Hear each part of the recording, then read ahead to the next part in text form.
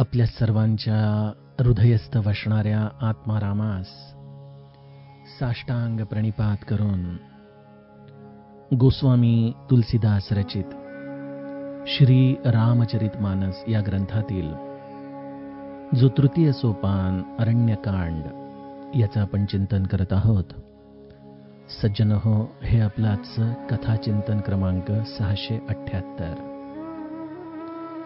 आपला हा जटायू स्तुतीचा प्रसंग संपूच नये अशी काहीशी मनाची अवस्था झाली आणि त्यामुळं काल खरं तर कबंध राक्षसाच्या वधाचं चरित्र सांगायचं होतं,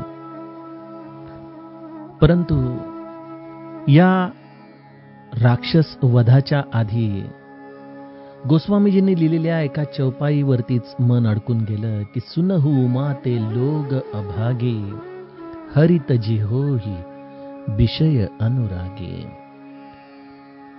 हे सर्व रामचरित मानस हे महादेवाचं जणू काही हृदय आहे आणि त्यामुळं जेव्हा जेव्हा रामचरित मानसमध्ये महादेवाने काही वाक्य ही माता पार्वतीला सांगितलेली आहे सज्जनो, ती वाक्य विशेष चिंतनीय आहेत.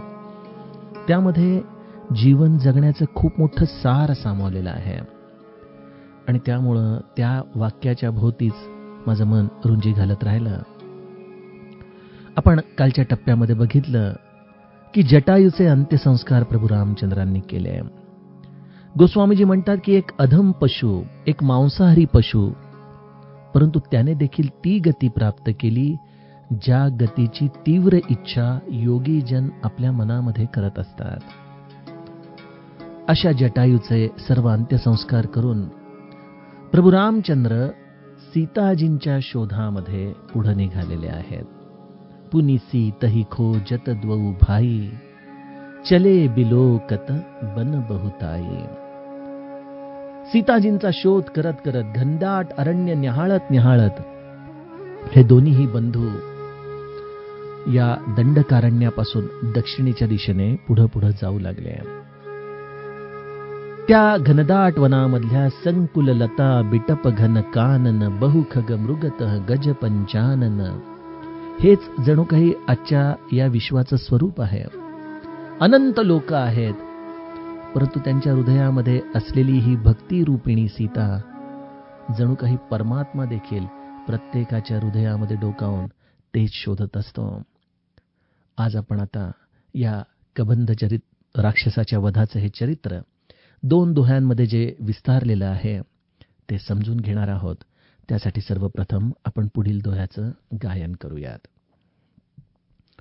सापत ताडत परुष कहंता, विप्रपूज्यस गावहि संता. पूजिय विप्रशील गुणहीना, शूद्रन गुण गण ज्ञान प्रवीणा. कही निज धर्मताहि समुझावा, निज पद प्रीति देखी मन भावा. रघुपति चरण कमल सिरुनाई, गयउ गगन आपनी गति पाई. ताहि देई गति राम उदारा, सबरी के आश्रम पगुधारा. सबरी देखी राम गृह आए, मुनि के बचन समुझी जिय भाए. सरसी जलोचन बाहु विशाला, जटा मुकुट सिर उर्बन माला. श्याम गौर सुंदर दो भाई, सबरी परी चरण लपटाई. प्रेम मगन मुख बचन न आवा, पुनि पुनि पद सरोज सिरनावा, सादर जल लई चरण पखारे, पुनि सुंदर आसन बैठा रे। कंदमूल फल सुरस अति, दिए राम कहूँ आनी, प्रेम सहित प्रभु खाए, बारंबार बखानी सियावर रामचंद्र प्रिय हो।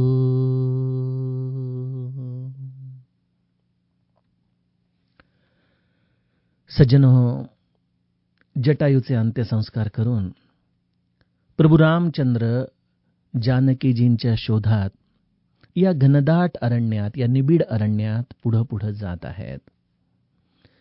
गोस्वामीजी म्हणतात की या अरण्यामध्ये एका टप्प्यावरती त्यांची एका राक्षसाशी भेट होते.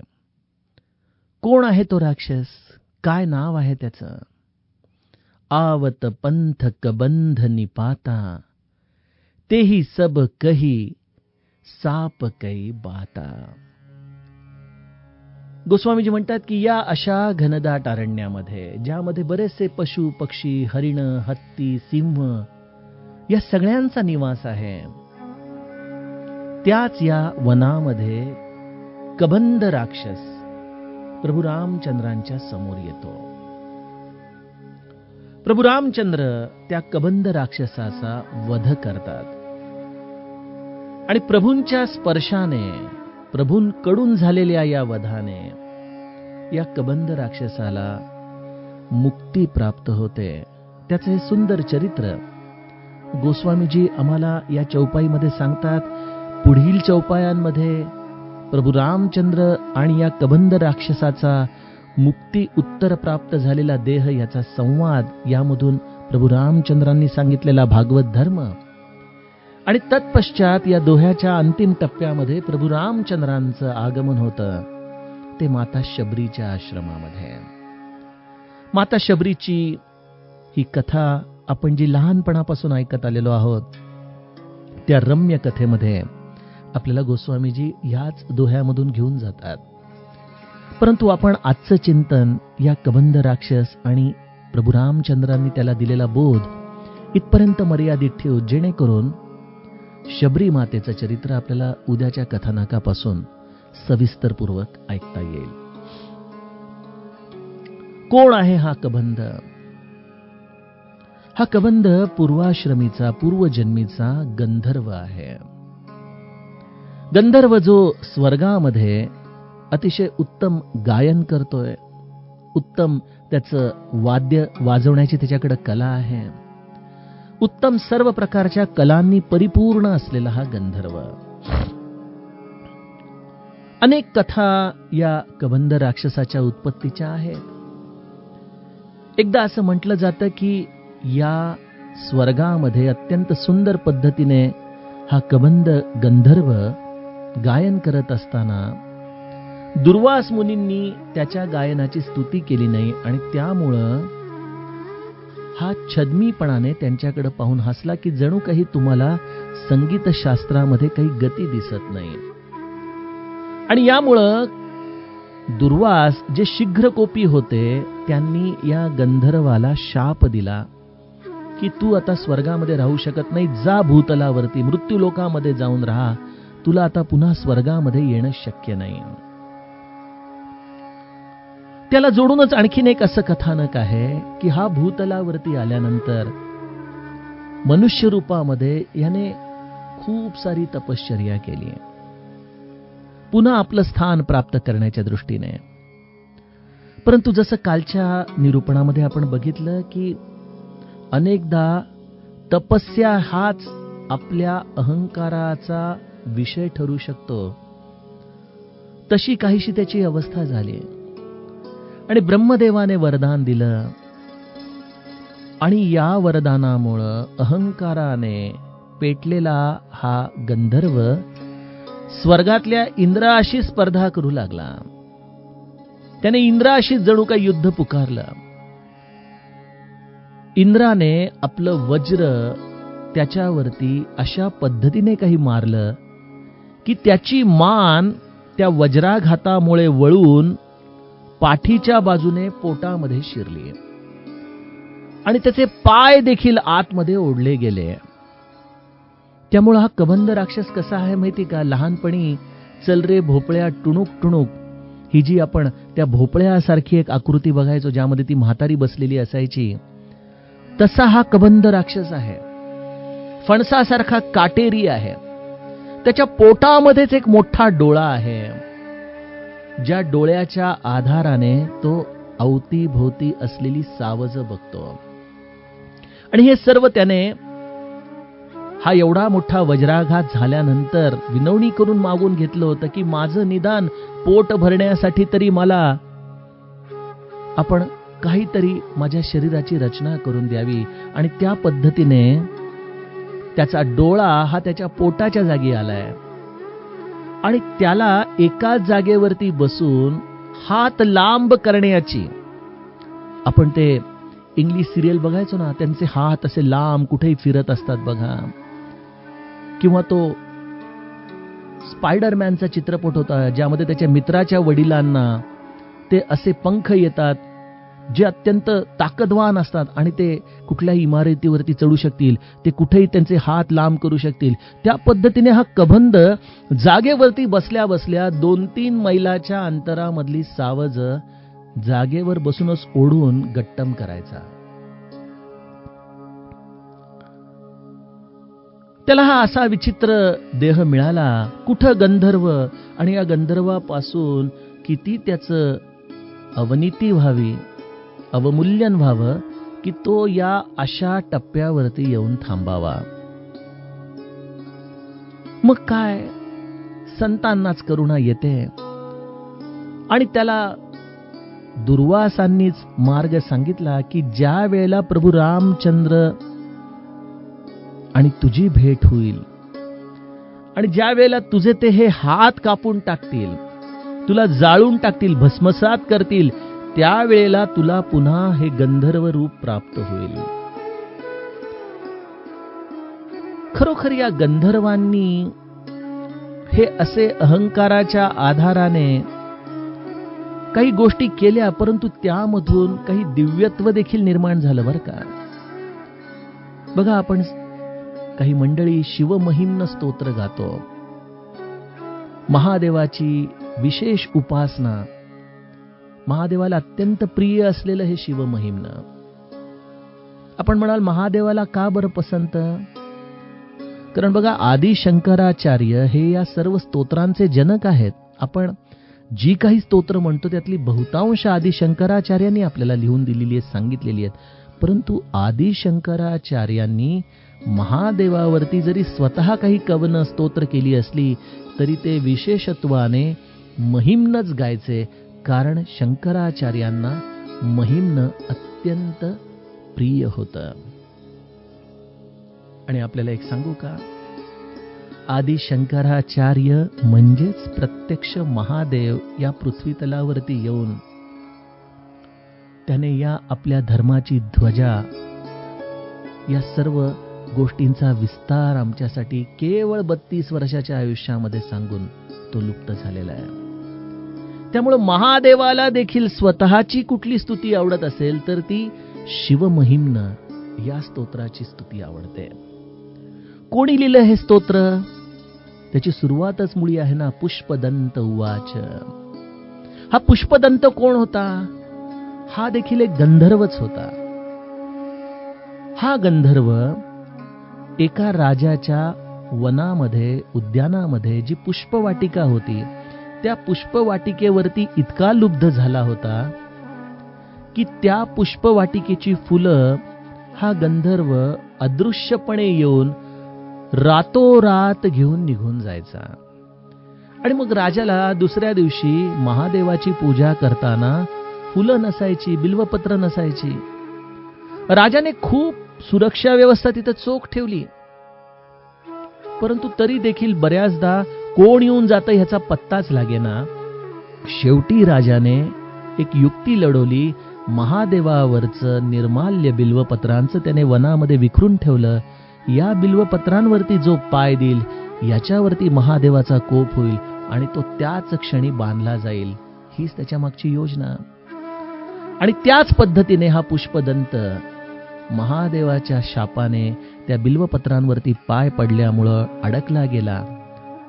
आणि हा गंधर्व जो खरं तर स्वर्गातला होता, परंतु या भूलोकावरती एका पुष्पवाटिकेवरती लुब्ध झाल्यामुळं जो अडकला, त्याने महादेवाची केलेली स्तुती, धावा, मला सोडो, मला सोडो, या स्तुतीचा विस्तार म्हणजे शिवमहिम्न. संस्कृत शब्द थोडेसे अवघड आहेत, परंतु जर आपण नित्य निरंतर म्हणत राहिला तर वाणीला, मनाला आत्मिक बळ आणि प्रसन्नता या सर्व दृष्टींचा अनुभव या स्तोत्रामधून आपल्याला येतो. सांगण्याचा उद्देश असा की या गंधर्वांनी या भूतलावरती येऊन अशा काही गोष्टी केल्या आणि त्यामुळं त्यांना या पुन्हा आपल्या स्थानाकडे जात असताना त्यांच्यामध्ये काही राक्षसी वृत्ती तयार झाल्या, तर काही ठिकाणी त्यांच्या या कृतींमुळे स्तोत्र निर्माण झाले.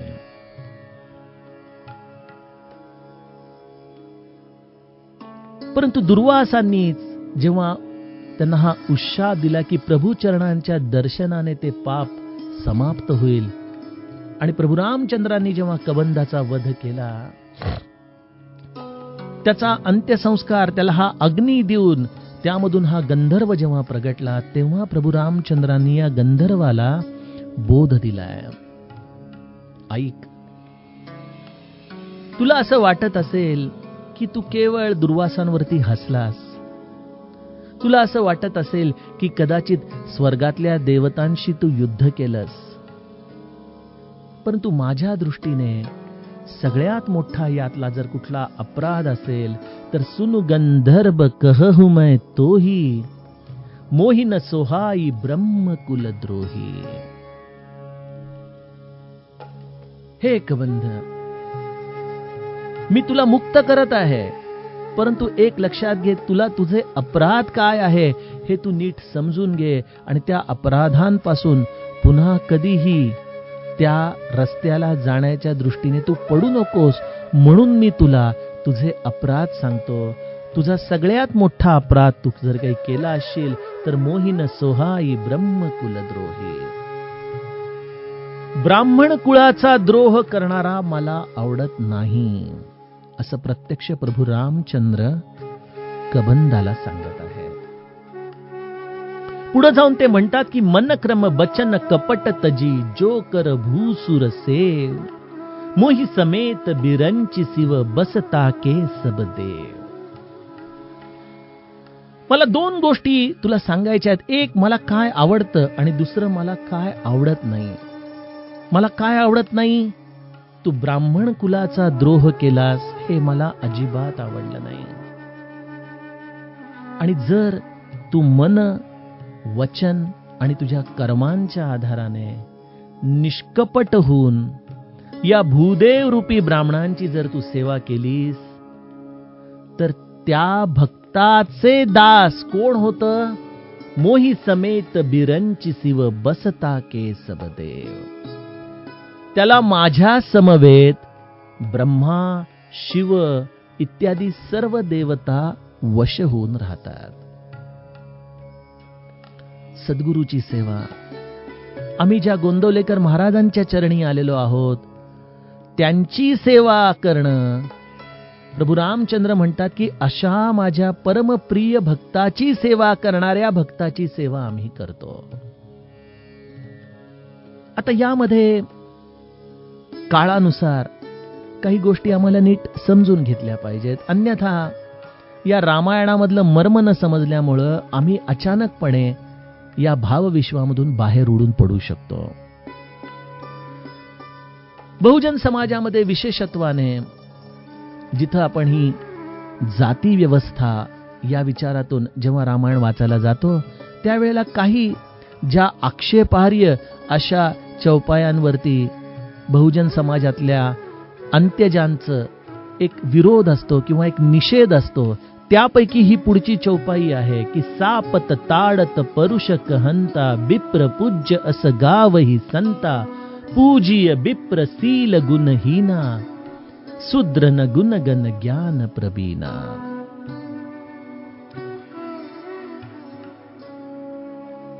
गोस्वामीजींना काय म्हणायचं आहे ते पहिल्यांदा आपण समजून घेऊ. मग 2020च्या दृष्टीने या चौपाईमध्ये आपल्याला नेमकं त्यातून काय घ्यायचं आहे याचा विचार करू. सर्व पूर्वग्रह दूषित भूमिकांना जरा बाजूला ठेवा.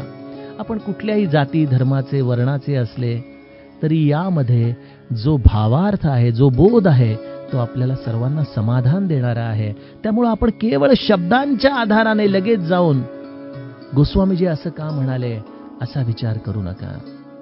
पहिल्यांदा सरळ अर्थ समजून घेऊयात. प्रभू रामचंद्र या कबंध राक्षसाला म्हणतायत की ब्राह्मण कुळाचा द्रोह करणं हा सगळ्यात मोठा अपराध तू केलास.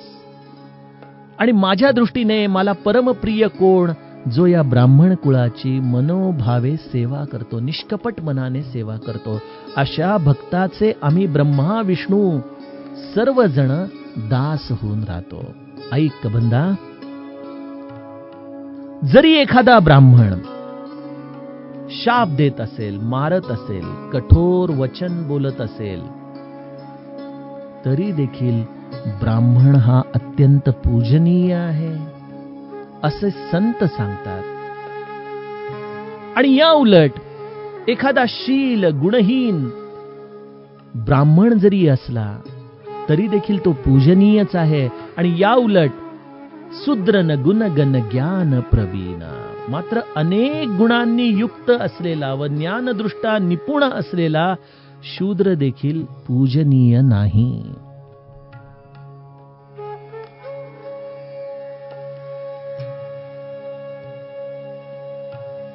बघा, संत त्यांच्या पद्धतीने आपल्याला सांगून गेलेले आहेत आणि आम्ही त्याचे अर्थ आपापल्या पद्धतीने घेत असतो.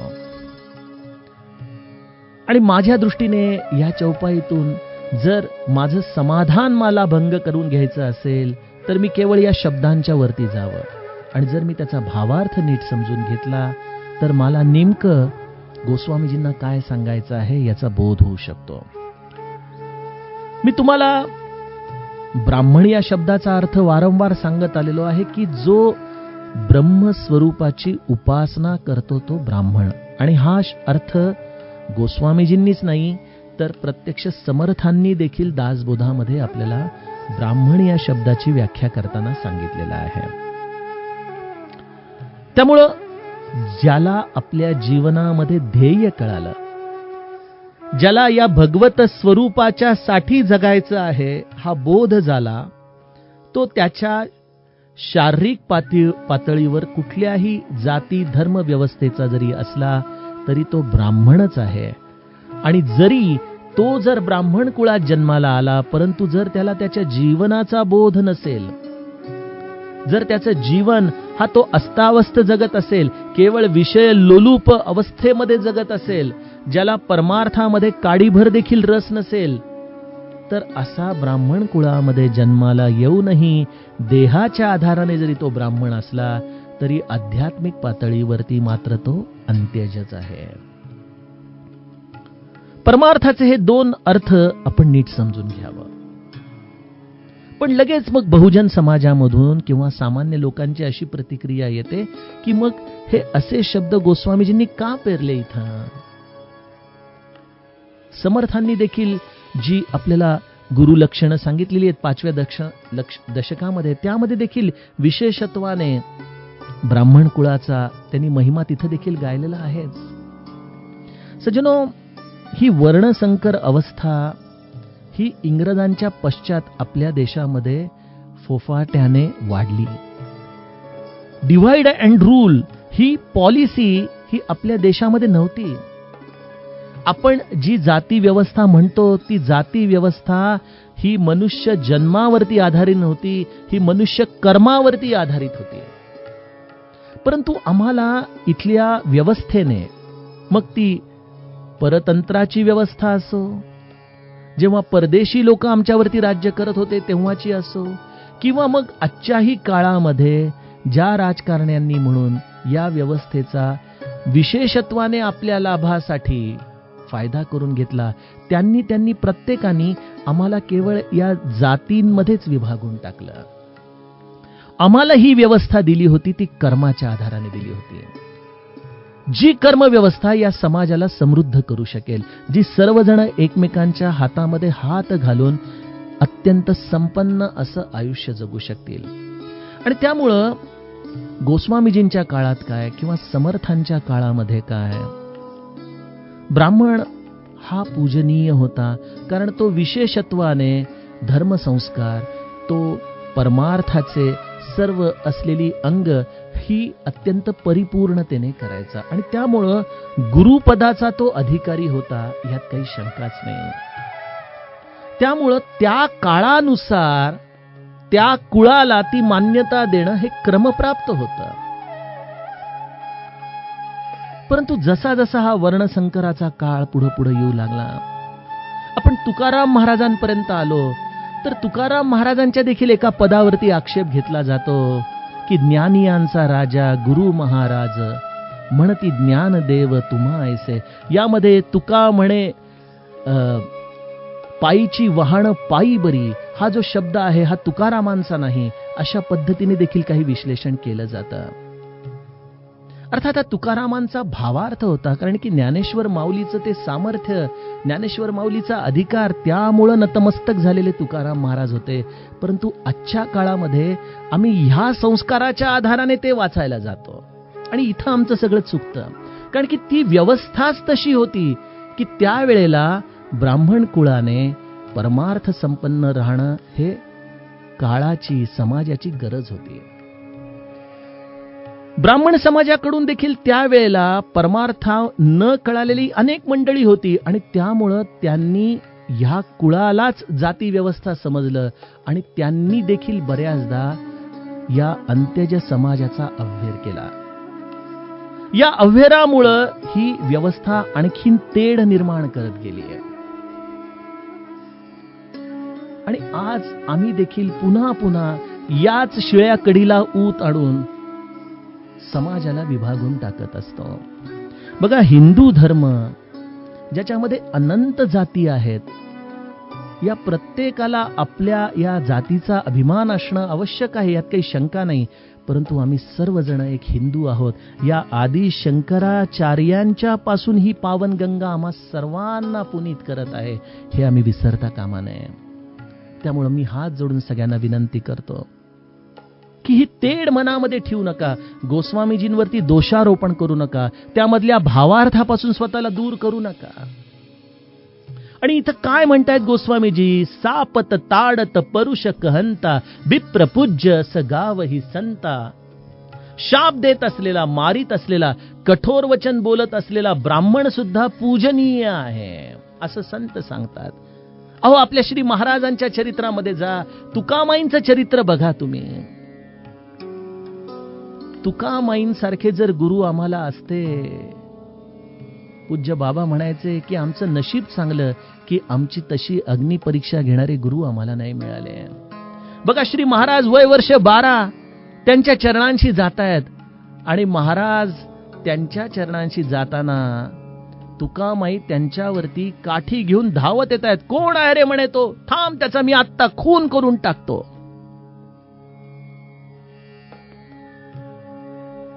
मी तुझा खून करून टाकतो म्हटल्यानंतर खरं तर हातपाय लटपटायला पाहिजेत, परंतु श्री महाराजांना हे तत्व जे रामायणामधलं आहे ते किती लहान वयामध्ये समजलं होतं बघा, की मारत असलेला, शाप देत असलेला, परंतु जर तो ब्रह्मस्वरूप झालेला ब्राह्मण असेल तरी तो पूजनीय आहे. आणि म्हणून श्री महाराज त्यांच्या चरणांवरती जाऊन नतमस्तक झाले आणि केवळ म्हणाले की मी देखील माझा प्राणच देण्यासाठी इथं आलेलो आहे. सजनो, ब्रह्मस्वरूप झालेल्या संताच्या चरणी नतमस्तक होणं हेच खऱ्या अर्थाने जीवनाचं ध्येय आहे. बघा, तुकाराम महाराज ब्रह्मस्वरूप झाले. राम भटांनी त्यांची वारंवार निंदा केली, हेटाळणी केली, परंतु ज्या वेळेला त्यांच्या ब्रह्मस्वरूपाची थोरवी त्यांच्या हृदयाला जाणवली. त्यानंतर त्यांच्या परमभक्तांमध्ये, किंबहुना तुकाराम महाराजांची आरती देखील ज्यांनी लिहिली, ते हे ब्रह्मस्वरूप झालेल्या संताच्या चरणी नतमस्तक झालेले हे रामभट.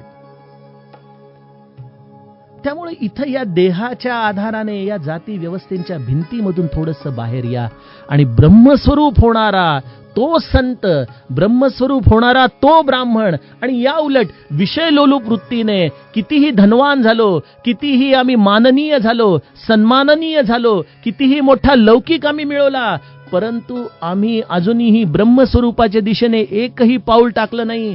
गोस्वामीजींचं वाक्य त्या दृष्टीने स्वीकारा, पूज्य विप्रशील गुणहीना, शूद्रन गुणगण ज्ञान प्रवीणा. त्यामुळे तुमच्याकडे पैसा किती आहे, तुमचा लौकिक किती आहे, तुम्ही किती गुणवान आहात, रूपवान आहात, कीर्तिमान आहात, या सगळ्या गोष्टी एका बाजूला, तुम्हीच तुमच्या जीवनामध्ये ब्रह्मस्वरूप झाला आहात की नाही, म्हणजे खऱ्या अर्थाने ब्राह्मण झाला आहात की नाही. बघा, विष्णू सहस्त्रनामामध्ये देखील भगवंताच्या एका नामाला आपण ब्राह्मण म्हटलेलं आहे. म्हणजे भगवंताचं हे ब्रह्मस्वरूप हाच तो खऱ्या अर्थाने ब्राह्मणवाद आहे. आणि त्यामुळे तुम्ही कुठल्याही जाती व्यवस्थेमध्ये जन्माला आलेले असल्या, पण जर तुमचा भाव शुद्ध असेल, तुम्ही अत्यंत उत्कटतेने भगवंताचं गायन करत असाल, तुम्हाला मनापासून राम आवडतोय, मनापासून या परमार्थामध्ये याच जन्मात मुक्त होण्याची तुमची इच्छा आहे, बस तुम्ही याच्या पलीकडे दुसरा काहीच विचार करू नका. संतांवरती दोषारोपण करू नका, ग्रंथांचे चुकीचे अर्थ काढू नका आणि स्वतःचं समाधान भंग करून घेऊ नका. या पलीकडे मी अजूनही आपणास काय सांगू. माझ्या बोलण्याने जर आपली कुठं भावना दुखावली असेल तर पुन्हा आपल्या चरणी मी नतमस्तक होतो. परंतु यातला भावार्थ आपण आपल्या हृदयामध्ये धारण करा, म्हणजे तुम्हाला कधीच या संतांच्या वचनांमध्ये ग्लानी येणार नाही. कही निज धर्म ताही समुझावा, निज पद प्रीती देखी मन भावा. प्रभू रामचंद्रांनी अशा पद्धतीने या भगवत स्वरूपाला प्राप्त झालेला हा ब्राह्मण, याची व्याख्या हा भागवत धर्म कबंध राक्षसरूपी गंधर्वाला सांगितला. आणि गंधर्व ज्या उत्कटतेने, ज्या प्रेमाने हे सगळं ऐकत होता, ते पाहून प्रभू रामचंद्रांच्या लक्षात आलं की निजपद प्रीती देखी मन भावा. त्याच्या मनामध्ये असलेलं हे प्रेम प्रभू रामचंद्रांनी जाणलं. आणि त्यामुळं हा देखील एक अधमच आहे, अनंत जीवांना बसल्या जागेवरून खाणारा. परंतु जेव्हा आपल्या मूळ स्वरूपामध्ये आला, प्रभू रामचंद्रांच्या चरणी त्याचं प्रेम जेव्हा प्रभूंच्या हृदयाला जाणवलं, त्या क्षणी रघुपती चरण कमल सिरुनाई, गयऊ गगन आपनी गती पायी. प्रभू रामचंद्रांनी त्याला त्याची गती प्राप्त करून दिली. म्हणजे कुठली गती? गयऊ गगन आपनी गती पायी. गंधर्व लोकामध्ये तो गेला. जो या गंधर्व स्वरूपामध्ये स्थित होता, तिथून जो खाली आला, तो पुन्हा प्रभू रामचंद्रांच्या आशीर्वादाने गंधर्व लोकामध्ये गेला. अशा रीतीने प्रभू रामचंद्रांनी या कबंध राक्षसाचा उद्धार इथं या चरित्राच्या आधाराने आपल्याला समजावून सांगितला. सज्जनो, कबंध राक्षसाचा हा उद्धार प्रभूंनी केला. आणि मानस पियुषकार असं लिहितात की या राक्षसानेच सांगितलं की इथून 2-3 कोस अंतरावरतीच माता शबरीचा आश्रम आहे, प्रभो त्या आश्रमामध्ये आपण जरूर जा बर का. म्हणजे या राक्षसाने देखील प्रभू रामचंद्रांना पुढील मार्ग दाखवला. एक सहज प्रश्न मनामध्ये आला की जर हा राक्षस एका जागेवरती बसून 2-3 कोस अंतरावरच्या जीवांना खात होता, तर मग त्याच्यासाठी या शबरी मातेपर्यंत पोहोचणं देखील अवघड नव्हतं. परंतु या शबरी मातेच्या आश्रमामध्ये मात्र या कबंध राक्षसाची, जरी त्याला ती आश्रमाची स्थानं माहिती होती, तरी त्याचा हात तिथपर्यंत का पोहोचू शकला नाही, याचा विचार आपण आपल्या मनामध्ये करावा. आणि उद्यापासून या मातंग ऋषींच्या मानसकन्येचं, या माता शबरीचं जे परमपावन चरित्र आहे, त्या चरित्राचं गायन आपण करूत. प्रभू रामचंद्रांनी जी नवविधा भक्ती माता शबरीला सांगितली त्याचा अत्यंत विस्तारपूर्वक चिंतन आपण गुरुकृपेने करूत. आणि मग या अरण्यकांडाच्या उत्तरार्धाच्या प्रसंगाकडे, या शबरी मातेच्या प्रसंगानंतर जो नारद प्रभू संवाद आहे त्या आधाराने आपण अरण्यकांडाच्या समाप्तीच्या दिशेने वाटचाल करू. जानकी जीवन स्मरण जय जय राम.